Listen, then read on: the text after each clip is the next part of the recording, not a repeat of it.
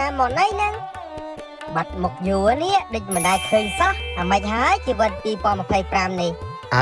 ឈុចហើយមានតែមិនក្មួយជីវិត2025នេះគឺឆា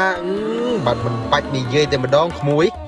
ពូមិនចង់និយាយទេក្មួយអូយយីពីថាតាំងពីចូល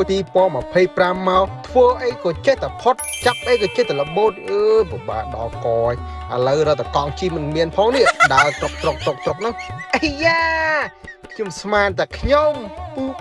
ពូចឹងដែរពូអើយខ្ញុំមិនចង់និយាយទេពូតាំងពីចូល2025មកខ្ញុំនេះដើររត់ម៉ូតូដប់ឥឡូវរត់ម៉ូតូដប់ក៏រត់ឡើងបានដែរឥឡូវរត់យូរទៅអស់តែម៉ូតូទៀត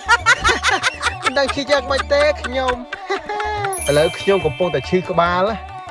ខ្លាំងមែនតើហ្មង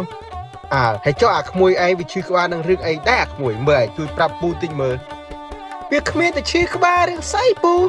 ក្រៅពីរឿងចិត្តដល់ថ្ងៃបងធនាគារទៀតហ្នឹងហើយពូ